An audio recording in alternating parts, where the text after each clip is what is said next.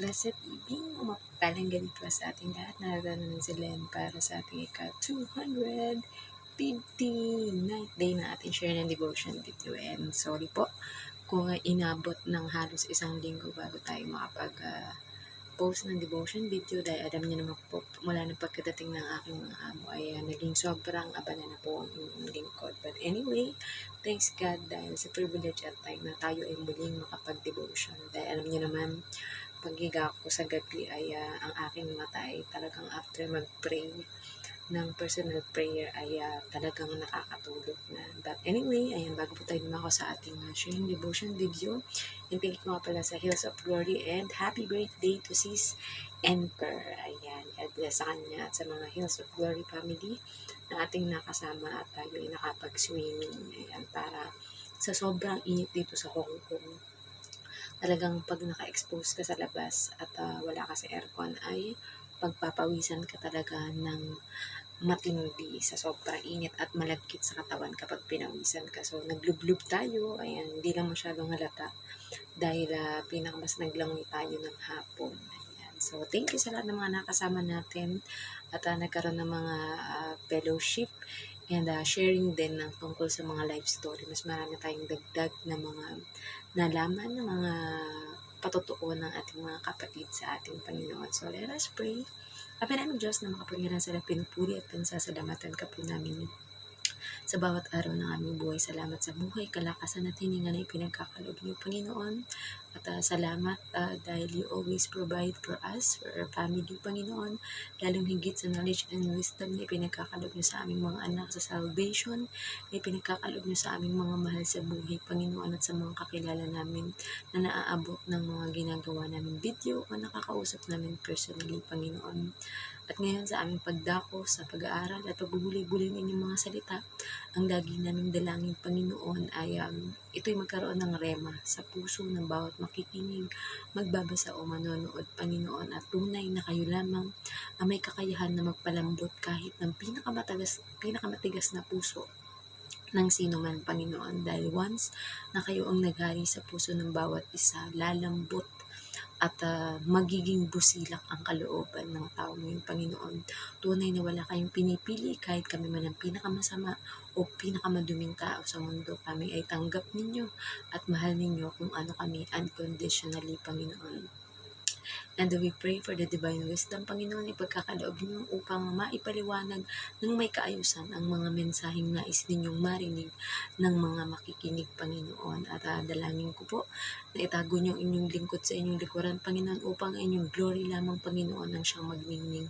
Gawin niyo lamang po tungtungan ng inyong kaluwalhatian, Panginoon, at bond servant, humble servant ang inyong lingkod, Panginoon, upang kayo ang siyang makita at ang inyong mensahe ang makita ng bawat tao, Panginoon, na mensahe ng kaligtasan. Walang sawa po kami magpapasalamat sa Panginoong Yesus dahil sa pagliligtas na ginawa niya sa buong sangkatauhan, Panginoon, upang kami din naman ay ipahayag at ipakilala ang Panginoon sa bawat isa, lalong higit sa kapwa namin o mga mahal namin sa buhay, Panginoon, naliligaw ng landas, Panginoon. May you continue to shine and be glorified, Panginoon, sa aming gagawin ito, Panginoon. Let your light shine upon us and let us be the light and salt of this world, Panginoon. Hindi po habang buhay din kami magpapasalamat sa banal na Espiritu o Holy Spirit na siyang lumulukob sa amin at gumagabay, Panginoon, upang ang aming magagawa ay tanging para lamang sa inyong kalooban, Panginoon. We lifted up every prayer to you, Panginoon, at kahit sa mga nakakalimutan naming idalangin, Panginoon, alam naming dininig na ninyo ang mga ito. Muli, this we pray that Father Jesus Christ. Amen. Ayan. So, narito po tayo sa Lucas 22:66. Ayan. Ang sinasabi dito is, sa harapan ng kataas-taasang kapulungan ng mga Hudyo. Kinaumagahan ay nagkatipon ang mga pinuno ng bayan, mga punong pari, at mga tagapagturo ng kautusan. Dinala nila si Jesus sa kataas-taasang kapulungan ng mga Hudyo at siya'y kanilang tinanong. Message, mangyayari naman dito na ang Panginoong Hesus ay ihaharap sa kapulungan ng mga Hudyo. Dahil noong kinaumagahan pa lang daw ay nagkatipon na ang mga pinuno ng bayan, mga punong pari at mga tagapagturo ng kautusan. Application, hukuman o hahatulan na nila noon ang Panginoong Hesus kaya dinala nila ito sa kataas-taasang kapulungan ng mga Hudyo. Tatanungin siya ng mga ito at anumang maging sagot niya ang magsisilbing hatol kung siya ay mapaparusahan o hindi. Sa mundo natin na may mga umiiral na batas, ang pagsuway o di pagsunod dito ay may karampatang parusa. Subalit sa Panginoon, tanong sa mga tanong siya dinaan ng mga ito. Sa mga tanong natin, sa mga tanong siya dinaan ng mga ito. Sa hukuman natin, kapag may mga matibay na ebidensya, ang krimen mapaparusahan at makukulong ang nagkasala. So, purihin ang pagkabasa na mabuting balita ng ating Panginoon, di ba? So, yun na nga, kumbaga lilitisin ng ating Panginoon, kaya kailangan na siyang iharap sa kataas-taasang kapulungan. Well, in our time, ayan, pwede natin sabihin ito sa Pilipinas ng mga Supreme Court or mga korte, di ba? Na kung saan ilalatag o ibibigay yung mga evidence na magpapatunay kung ang isang taong nasa sakdal ay guilty or not guilty, di ba? At yun ay nakasalalay sa mga evidence at sa pagtatanggol ng kanyang attorney na maaaring magtanggol sa kanya. Pero dito, ang ating Panginoong Yesus ay walang attorney o walang representative na pwedeng magtanggol sa kanya, kundi ang kanya lamang na sarili, di ba?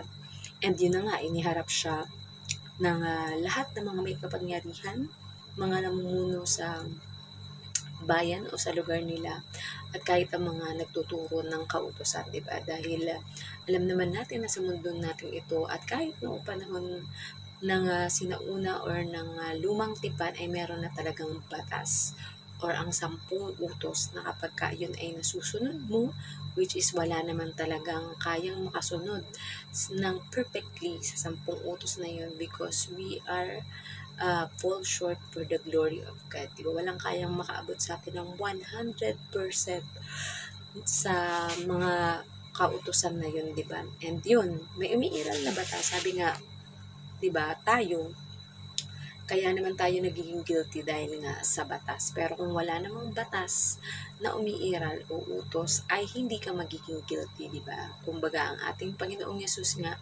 yung pagiging guilty natin dahil talagang ipinanganak naman tayo ng makasalanan, siya na ang nagpasan sa kanyang katawan noon. Kumbaga, ang lahat ng ating kasalanan ay binitbit at dinala na ng ating Panginoong Yesus, at sa krus ito ay napako. Ibig sabihin, it is finished, di ba? Tetelestai, ibig sabihin nun ay tapos na ang lahat. Once and for all lamang namatay at nagsakripisyo ang ating Panginoong Yesus, at sa kanyang muling pagkabuhay, yun ang ating victory. Ayan, di ba?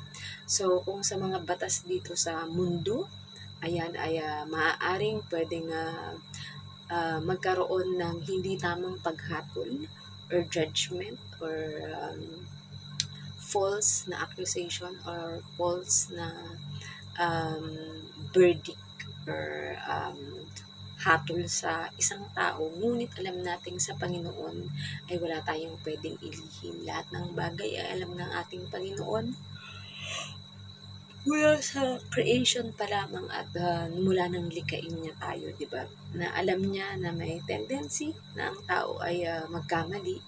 Kaya lagi siyang may nakaredy agad na maging solusyon upang tayo ay matubos. At yun ay sa pamamagitan ng kanyang bugtong na anak na ang ating Panginoong Jesus. Ayan.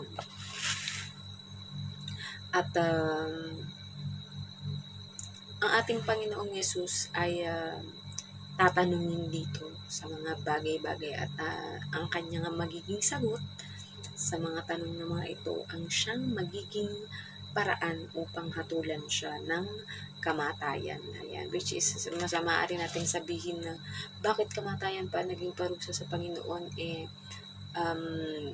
kumbaga salita lang naman or pagsagot lang naman ang kanyang ginawa, di ba? Pero syempre, yun nga, mababalik na naman dahil ang Israel ay may umiiral na batas or law, at kapag yun ay sinuway mo in any possible reason, whether it's in action or whether it is through words or verbally, ay maaari kang maparusahan, di ba?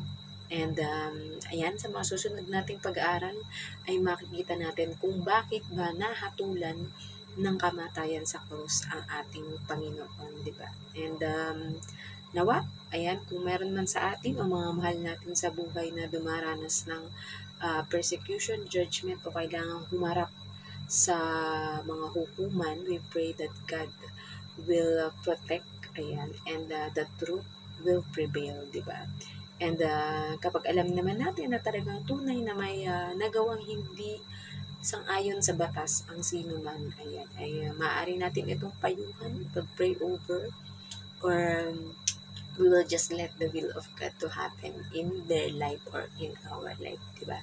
Basta mag-submit lang tayo kay Lord, surrender it all to God, and God will do the rest. Ayan, sabi nga, ang tao ang nagpaplano sa lahat ng mga bagay na gusto niya na mangyari sa kanya, pero ang nagpapatupad nito ay ang ating Panginoon. And if it is not against the will of God, if it is to glorify the Lord, syempre, hindi hayaan ng Diyos na hindi ka magtagumpay o magwagi sa bawat laban na iyong kakaharapin. Ayan. And alam naman natin na sa mundong ito, there will be tribulation, there will be persecution, but be courageous. Ayan, sabi nga ng ating Panginoon sa Joshua 1:9. Ayan, be courageous and maging matapang lang tayo na harapin ang bawat pagsubok na ating pagdadaan because we know that God will never leave us nor forsake us. Ano man ang pagdaanan mo, hindi tayo iiwan ng ating Panginoon. Tayo lang ang pilit na lumalayo at nahihiyang lumapit sa Panginoon dahil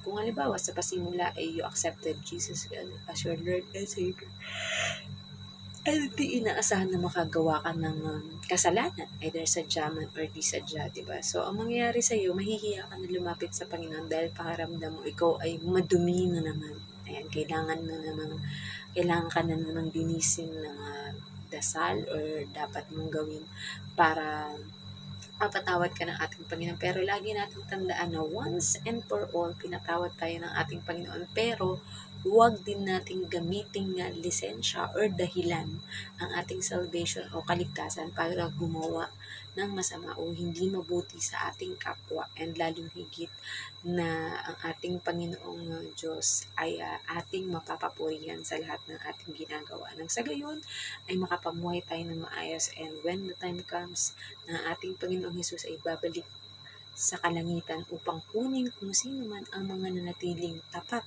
hanggang wakas sa Kanya upang maisama sa kaharian at sa bawat mga kwarto or silid na inihanda niya para sa mga namuhay ng matuwid na ayon sa kalooban ng ating Panginoong Diyos Ama. So hanggang dyan na lang po ating share ng devotion video at naway may natutunan po kayo. Let us close into prayer. Ama ng Diyos na makapangyarihan sa pinupuri at pinasasalamatan ka po namin. Salamat po Panginoon sa pagkakataon na kami ay nakakapag devotion Panginoon, na kung saan Panginoon ay ito ang paraan Panginoon upang mas lalo ka pa naming makilala on a deeper level Panginoon. Kayo ang siyang maghari at mapapurihan Panginoon sa buhay ng bawat isa sa amin Panginoon upang we will continue to strive Panginoon to live for your glory, Panginoon. And we know na hindi instant, Panginoon, ang pagbabagong gagawin niyo sa amin, Panginoon, upang mas mapaayos ang aming buhay. Bagkus, Panginoon, ay may mga sitwasyon, Panginoon, on where our faith will be tested, Panginoon. Ngunit nawa, Panginoon, ay alam namin at nagtitiwala kami na mapagtatagumpayan namin ito pagkat kasama ka namin, Panginoon. Hindi po, Panginoon, ay pinapanalangin din po namin, Panginoon, ang lahat ng mga tao, Panginoon, na dumadanas ng iba't ibang mga problema o mga test sa buhay, Panginoon. Alam po namin, Panginoon, na mapagtatagumpayan ng bawat mga kapatid o kakilala namin ito, Panginoon, ang anumang kanilang pagdadaanan, Panginoon, o namin, Panginoon, sapagkat kayo ang Diyos na tunay at tapat na mapaglilingkuran at maaasahan namin sa tuwina, Panginoon. Dalangin din po namin, Panginoon, ang lahat ng mga dumadanas ng mga pinansyal na problema, ito man ay mga utang, ito man ay trabaho, negosyo, Panginoon, o ano pa mga bagay, Panginoon, ay kayo na po, Panginoon, ang may kakayahan upang may ayos ang lahat ng mga bagay sa aming buhay, lalong higit sa amin na mga patuloy na nananalig at nananampalataya sa inyo until the end of our life, Panginoon. Ganyan po, Panginoon, we pray para po sa lahat ng mga churches, Panginoon, of Body of Christ, Panginoon, sa iba't ibang panig ng mundo, Panginoon. We know, Lord God, na pagbubuklarin mo kami ng isang pag-ibig, Panginoon, upang sa gayon ang magagawa ng bawat isa, Panginoon, ay para sa ikabubuti ng kanyang kapwa. Ngayon din po, Panginoon, I pray for all the sick and all that have disease or the disease that is coming, Panginoon, that we pray that it will not prosper. We pray that it will not happen, Panginoon, sapagkat marami ang maaapektuhan, Panginoon, ng mga bagay na gagawin o sasabihin namin, Panginoon, against the law, Panginoon, and at hindi namin ito gagawin, Panginoon, para protektahan lamang ang aming sarili, Panginoon. Pagkus, Panginoon, ay ginagawa namin ito wholeheartedly, Panginoon, sapagkat kayo ang Diyos na nagbigay ng lahat sa amin, Panginoon. And dinadalangin din po namin, Panginoon, ang kagalingan sa anumang sakit at karamdaman, Panginoon, whether it's physically, emotionally, spiritually, Panginoon, na ito ay makakatanggap ng kagalingan, Panginoon, that you said in your word, by the stripes and wounds of your Son, Jesus Christ, we are healed. So, we are totally healed, Panginoon. Salamat po sa lahat ng mga bagay, Panginoon, na hindi man namin hinihiling ay kinatagpo mo kami, Panginoon. At salamat sa buhay ng mga tao o kapatid, Panginoon, na inilalapit mo sa akin nang sa gayon, Panginoon, ay tunay na mas lumalim pa. And mas marami ang mas masaya, Panginoon, sapagkat natatakal up o na-i-open sa bawat isa, Panginoon, kung ano man ang maganda o hindi mga magagandang nangyayari sa buhay, Panginoon, ng bawat isa sa aming, Panginoon. I pray, Lord God, para po sa lahat ng mga pastors, priests, evangelists, prophets, teachers, students, Panginoon, at sa mga upcoming, Panginoon, ng mga magdi-discipleship or leadership, Panginoon, at mga pag-aaral ng mga instrument, Panginoon, gaya ng tambourine, Panginoon. Alam namin, Panginoon, na kayo ang pinaka makapangyarihan sa lahat, Panginoon, at nakakaalam kahit pilit man namin itago o deny, Panginoon, ay tunay na mangyayari at magaganap ang anumang inyong kalooban sa amin, Panginoon. I also pray, Lord God, para po sa lahat ng Body of Christ, sa lahat ng panig ng mundo, Panginoon. Salamat sa Hong Kong, Panginoon. That is the way, Panginoon, upang kami ay may trabaho at may sweldihin, Panginoon. Kayo po ang siyang magpala at mag-ingat sa aming mga amo, Panginoon, saan man silang lugar pumunta, Panginoon, upang magawa, Panginoon, ang inyong great commission, Panginoon, to go therefore and make disciple of all nations, Panginoon.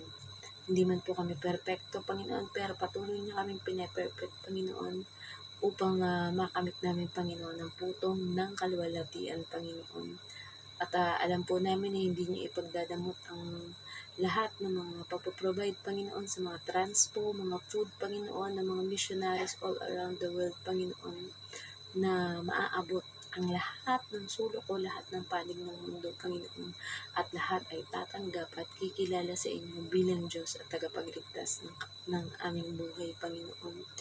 At we pray, Lord God, para din po sa bansang Pilipinas, Panginoon, na anuman ang mga nangyayaring hindi maganda sa Pilipinas, Panginoon, ay i-arrange niyo po ito, Panginoon, into glorious way or in a glorious na pamamaraan, Panginoon. Kaya alam po namin, Panginoon, na ang lahat ng mga bagay, whether it was spoken or not, Panginoon, ay nakarating, nakaabot na, Panginoon, sa inyong kalwalhatian, Panginoon. May pray, Lord God, para sa bansang Israel. Sabi niyo nga sa inyong salita, ang sino magpala sa bansang Israel ay pagpapalain. Kaya ayan, Panginoon, ang aming mga panalangin, Panginoon, at alam po namin na patuloy mo pa kaming palalaguin, palalakasin, Panginoon, at bibigyan ng lalong higit na karunungan, Panginoon, upang maintindihan kung ano man ang pinagagawa niyo sa amin sa pamamagitan ng bawat mga aksyon o nangyayari sa aming buhay, Panginoon.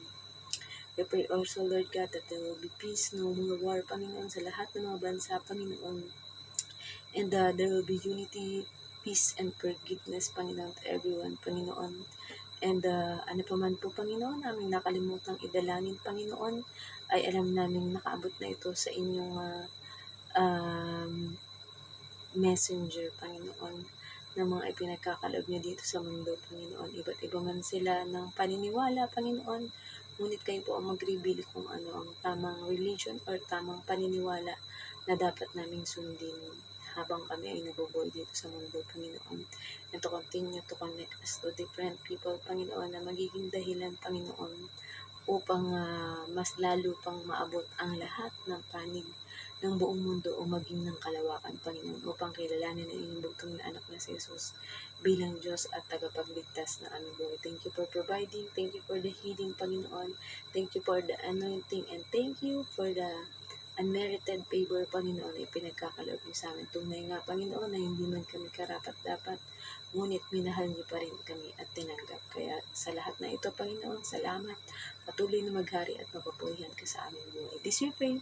Name po our Lord Jesus Christ. Amen. Good night po sa ating lahat and God bless. Bye-bye.